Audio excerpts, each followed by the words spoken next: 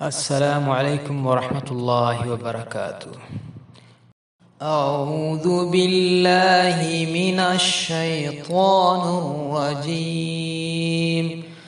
بسم الله الرحمن الرحيم. وما أرسلناك إلا مبشرا ونذيرا. قل ما أسألكم عليه من أجر إلا من شاء أن يتخذ إلى ربه سبيلا. നമസ്കാരം. ലോകം മറ്റൊരു യുദ്ധത്തിനു കൂടി സാക്ഷിയാവുകയാണ്. ഇറാനുമേൽ ഇസ്രയേൽ അമേരിക്ക കൂട്ടുകെട്ട് തുടങ്ങിവെച്ച ആക്രമണം മധ്യപൂർവേഷ്യയെ ഒന്നാകെ അസ്വസ്ഥതകളിലേക്ക് തള്ളിവിട്ടിരിക്കുന്നു. ഇറാൻ ഉയർത്തുന്ന ആണവ ഭീഷണി എന്ന് പുറമേക്ക് പറയുന്നുണ്ടെങ്കിലും ഭരണമാറ്റം ഉന്നം വെച്ചുള്ള നീക്കമെന്ന് പകൽ പോലെ വ്യക്തമാണ്. കഴിഞ്ഞ ജൂണിൽ കണ്ട 12 ദിവസത്തെ പോരല്ല, മാസങ്ങൾ നീണ്ട തയ്യാറെടുപ്പിൽ തുടങ്ങിയതാണ് ഈ ആക്രമണം.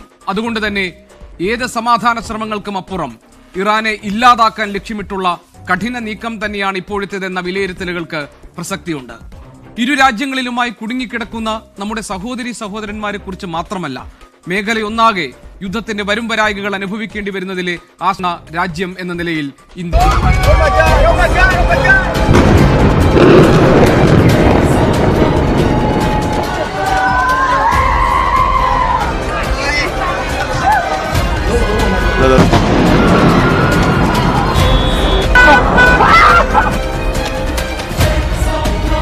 ലബനൻ പട്ടണങ്ങളിൽ ഇസ്രായേലി ജെറ്റുകൾ വ്യാപകമായി ബോംബാക്രമണം നടത്തി. തലസ്ഥാനമായ ബെയ്റൂട്ടിന്റെ തെക്കൻ പ്രാന്തപ്രദേശങ്ങളിലാണ് രൂക്ഷമായ ആക്രമണം. സംഘർഷം ആഗോള വ്യാപാര ഊർജ്ജ വിതരണത്തെയും തടസ്സപ്പെടുത്തുന്നു. യുദ്ധം ലോക സമ്പദ് വ്യവസ്ഥയെ തകർക്കുമെന്ന് ഖത്തർ മുന്നറിയിപ്പ് നൽകി. ഗൾഫിലെ പ്രധാന ഉൽപാദന കേന്ദ്രങ്ങൾ ദിവസങ്ങൾക്കുള്ളിൽ പ്രവർത്തനം നിർത്തുമെന്നും ഖത്തർ സൂചന വ്യക്തമാക്കുന്നു. ഇറാനിൽ നിന്ന് നയതന്ത്രജ്ഞനെ പിൻവലിക്കുകയാണെന്ന് അസർബൈജാൻ വ്യക്തമാക്കി. അസർബൈജാനിൽ ഡ്രോൺ ആക്രമണം നടത്തിയെന്ന ആരോപണം ഇറാൻ നിഷേധിച്ചു. ഡിസംബറിൽ പോയതാണ്. പിന്നെ 3 മാസത്തേക്കായിട്ട് മാർച്ചിൽ വരാനാണ് ഉദ്ദേശിച്ചത്. നോക്കുമ്പോൾ ഇപ്പം പ്രഗ്നൻ്റ് ആണ്. അപ്പോൾ ഇങ്ങനത്തെ നിരവധി യുദ്ധ സാഹചര്യങ്ങളായതുകൊണ്ട് വരാൻ പറ്റാത്ത സിറ്റുവേഷനിലാണ്. സൗദിയിലെല്ലാം പോയിട്ട് അങ്ങനെ വരാൻ പിന്നെ ഭയങ്കര എമൗണ്ട് കാര്യങ്ങളാണെന്ന് പറയുന്നത്. വരണമെങ്കിൽ തന്നെ പോയിട്ട് 2 വർഷമായി. ഞാൻ അതിനിടയിൽ ഒരു പ്രാവശ്യം അങ്ങോട്ടേക്ക് പോയിട്ടുണ്ടായിരുന്നു. പക്ഷേ 2 വർഷമായിട്ട് അങ്ങനെ ഇതിനൊന്നും വരാതിരുന്നിട്ടില്ല. അപ്പോൾ ഇപ്പം വരാതിരിക്കുമ്പോൾ നല്ല ടെൻഷനുണ്ട്. കുട്ടികൾക്കാണ് ഭയങ്കര ടെൻഷൻ. കുട്ടികൾ 2 വർഷമായി കാണാത്തത്. അപ്പോഴെന്തായാലും ആർക്കും വരാൻ പറ്റാത്ത സിറ്റുവേഷനാണ് ഉള്ളത്. കാരണം എൻ്റെ ഹസ്ബൻഡ് മാത്രമല്ല, ആർക്കും ഇന്ത്യക്കാർക്കും പുറത്തുള്ളവർക്കും ആർക്കും വരാത്തൊരു അവസ്ഥയിലാണ് ഇപ്പോൾ ഉള്ളത്. നിലവിൽ നടന്നുവരുന്ന ഗൾഫ് യുദ്ധത്തെക്കുറിച്ച് ഈ നൂറ്റാണ്ടിൻ്റെ ദൈവനിയോഗിതൻ ഹസ്രത്ത് ഖലീഫത്തുള്ള മുനീർ അഹമ്മദ് അസീം അയ്ദുല്ലാഹു തആല ബിൻ നസ്രിൽ അസീസ് അവരുടെ മുന്നറിയിപ്പും ഉപദേശവും. എൻ്റെ പ്രിയപ്പെട്ട എല്ലാ അനുചരന്മാർക്കും ലോകമെമ്പാടുമുള്ള മുസ്ലിം സമൂഹത്തിനും അസ്സലാമു അലൈക്കും വറഹ്മത്തുള്ളാഹി വബറകാതുഹു. അമേരിക്കയ്ക്കും ഇസ്രായേലിനും ഇറാനുമിടയിൽ വർദ്ധിച്ചു വരുന്ന സംഘർഷങ്ങളും പിരിമുറുക്കങ്ങളും കാരണം ഗൾഫ് മേഖലയിലെ സ്ഥിതി അനുദിനം വഷളാകുന്നത് വളരെയധികം ആശങ്കയോടും അഗാധമായ ദുഃഖത്തോടും ഞാൻ നിരീക്ഷിച്ചു വരികയാണ്. സൗദി അറേബ്യ, യുണൈറ്റഡ് അറബ് രാജ്യങ്ങൾ അഥവാ അറബ് അമീറത്തുകൾ, Qatar, Bahrain, Kuwait, Jordan, Lebanon തുടങ്ങിയ ഗൾഫ് രാജ്യങ്ങളിൽ പടരുന്ന ആക്രമണങ്ങളെക്കുറിച്ചുള്ള വാർത്തകൾ വളരെയധികം ആശങ്കയും വേദനയും സൃഷ്ടിക്കുന്ന ഒന്നാണ്. അനുദിനം നടന്നുവരുന്ന ഓരോ ബോംബാക്രമണവും, ഇടപെടാതെ തുടരുന്ന ഓരോ അധിനിവേശങ്ങളും പ്രഹരങ്ങളും പരസ്പരമുള്ള ശത്രുതയുടെ ആഴവുമൊക്കെ കുടുംബങ്ങൾക്ക് സമാധാനവും സുരക്ഷയും മാത്രം കാക്ഷിക്കുന്ന നിരപരാധികളും സാധുക്കളുമായ ജനങ്ങൾക്ക് അത് ഭയവും അസ്ഥിരതയും കഷ്ടപ്പാടും നൽകുകയാണ്. ഈ വർഷം വർദ്ധിച്ചു വരുന്ന ബുദ്ധിമുട്ടുകളിലേക്കും ആഗോള അസ്ഥിരതയിലേക്കും വിരൽ ചൂണ്ടുന്നതായി തോന്നുന്നു. എൻ്റെ മുൻ വെള്ളിയാഴ്ച പ്രഭാഷണങ്ങളിലും വെളിപാടുകളിലും ഞാൻ ഇതിനോടകം മുന്നറിയിപ്പ് നൽകിയതുപോലെ ലോകം കഠിനമായ പരീക്ഷണങ്ങളുടെയും അശാന്തതയുടെയും അരാജകത്വത്തിൻ്റെയും ഒരു കാലഘട്ടത്തിലേക്ക് കടക്കുകയാണ്. ലോകത്തിൻ്റെ വിവിധ ഭാഗങ്ങളിൽ അരങ്ങേറുന്ന സായുധ സംഘടനകളും രാഷ്ട്രീയ സംഘർഷങ്ങളും ഗണ്യമായി വർദ്ധിച്ചു വരുന്നു. യുദ്ധങ്ങൾ പൊട്ടിപ്പുറപ്പെടുകയാണ്, തീവ്രമാവുകയാണ്. അവ നഗരങ്ങളെ തകർക്കുകയും കുടുംബങ്ങളെ ഭവനരഹിതരാക്കുകയും ചെയ്യുന്നു എന്ന് മാത്രമല്ല, വലിയ തോതിൽ മനുഷ്യ ദുരിതങ്ങൾക്ക് അവ കാരണമായി കലാശിക്കുകയും ചെയ്യുന്നു.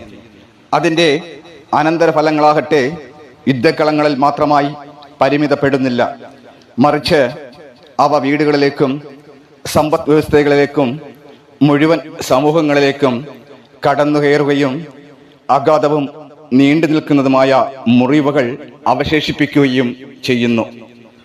എന്നാൽ മുസ്ലിം ഉമ്മത്തിലെ ചില വിവാഹങ്ങൾ ഒരുമിച്ച് നിൽക്കുന്നതിന് പകരം പരസ്പരം എതിർക്കുന്ന കാഴ്ചയാണ് ഈ സാഹചര്യത്തെ കൂടുതൽ വേദനാജനകമാക്കുന്നത്. ആഭ്യന്തര ഭിന്നതകൾ, രാഷ്ട്രീയ വൈരാഗ്യങ്ങൾ, വർഗവ്യത്യാസങ്ങൾ എന്നിവയെല്ലാം ഐക്യമുഖാന്തരം ആർജിക്കുവാനുതകുന്ന ശക്തിയെയും കെട്ടുറപ്പിനെയും ദുർബലപ്പെടുത്തുന്നു. മുസ്ലിം രാജ്യങ്ങൾ വിഭജിക്കപ്പെടുമ്പോൾ, ഇസ്ലാമിക രാഷ്ട്രങ്ങൾ ചിതറിപ്പോകുമ്പോൾ അതുവഴി ബാഹ്യശക്തികൾ കൂടുതൽ സ്വാധീനം നേടുകയാണ് ചെയ്യുന്നത്. പലപ്പോഴും പ്രദേശത്തെ ജനങ്ങളുടെ ക്ഷേമത്തേക്കാൾ, അതായത് പ്രാദേശിക ജനങ്ങളുടെ നന്മയെയും സുഖത്തെയും അവഗണിച്ചുകൊണ്ട് അവരുടെ സ്വന്തം തന്ത്രപരമായ താൽപ്പര്യങ്ങൾക്കൊത്ത് പ്രാദേശിക സംഘർഷങ്ങൾക്കും പ്രശ്നങ്ങൾക്കും അവർ തിരിതെളിയിക്കുന്നു. ഇത് അസ്ഥിരത വർദ്ധിക്കുന്നതിനും കഷ്ടപ്പാടുകൾ ദീർഘിപ്പിക്കുന്നതിനും കാരണമായി തീരുന്നു. ഐക്യത്തിൻ്റെ അഭാവം കാരണം ഇസ്ലാമിക സമൂഹങ്ങൾ രാഷ്ട്രീയമായും സാമ്പത്തികമായും ആത്മീയമായും ദുർബലപ്പെടുകയാണ് ചെയ്യുന്നത്. വികസനം, വിദ്യാഭ്യാസം, ജനങ്ങളുടെ ക്ഷേമം എന്നിവയ്ക്കായി ഉപയോഗിക്കുന്നതിന് പകരം അവരുടെ എല്ലാ ഊർജവും സംഘർഷങ്ങൾക്കും പോരാട്ടങ്ങൾക്കുമായി വിനിയോഗിക്കുന്നു. ഈ വിഘടന രീതി രാഷ്ട്രങ്ങളെ മാത്രമല്ല, മുസ്ലിം ലോകത്തിൻ്റെ മൊത്തത്തിലുള്ള അന്തസ്സിനും ശക്തിക്കും കേടുപാടുകൾ സൃഷ്ടിക്കുന്നു. ഇത്തരമൊരു സാഹചര്യത്തിൽ, ഇത്തരമൊരു സമയത്തിൽ യഥാർത്ഥ ആത്മപരിശോധന അനിവാര്യമാണ്. യഥാർത്ഥ ശക്തി ഐക്യത്തിൽ നിന്നാണ് വരുന്നത്. അതായത് നീതി, യുക്തി, പരസ്പര ബഹുമാനം എന്നിവയിൽ അധിഷ്ഠിതമായ ഐക്യത്തിൽ നിന്നാണ് യഥാർത്ഥ ബലം അഥവാ ശക്തി ലഭിക്കുന്നത്.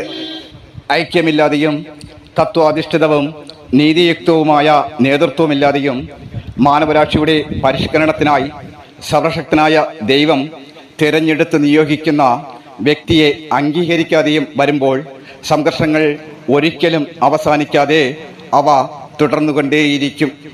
ജനങ്ങൾ ദൈവീക മാർഗനിർദ്ദേശം അവഗണിച്ചത് കാരണം സ്വാഭാവികമായും അവർ വിഭജിക്കപ്പെടുമ്പോൾ, അവർ വിഘടിക്കുമ്പോൾ ആക്രമണങ്ങളുടെ പരമ്പര വീണ്ടും ആവർത്തിക്കും.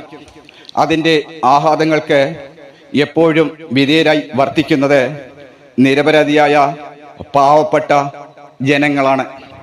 ഇപ്പോൾ അരങ്ങേറിക്കൊണ്ടിരിക്കുന്ന സംഭവങ്ങൾ മനുഷ്യരാശിക്ക് ആഹ്വാനമുള്ള ഒരു ശക്തമായ മുന്നറിയിപ്പായി കണക്കാക്കണം.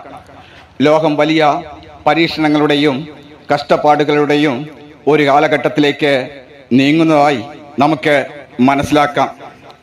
ലോകത്തിൻ്റെ വിവിധ ഭാഗങ്ങളിൽ യുദ്ധങ്ങളും സംഘർഷങ്ങളും വർദ്ധിച്ചു വരുന്നതായി അനുദിനം നാം കാണുന്നു. ഈ വർഷം വിനാശകരമായ ഭൂകമ്പങ്ങളും പല പ്രകൃതി ദുരന്തങ്ങളും ഇടയ്ക്കിടെ സംഭവിക്കും. ഈ ദൃശ്യമായ പ്രതിസന്ധികൾക്കൊടൊപ്പം തന്നെ മാരകമായ വൈറസുകൾ പോലുള്ള അദൃശ്യ ഭീഷണികൾ പടരുന്നതും തുടരുകയാണ്. അവ നിരവധി ജീവനെ അപഹരിക്കുകയാണ്. ഭയവും അസ്ഥിരതയും പാരിൽ സൃഷ്ടിക്കുകയും ചെയ്യുകയാണ്.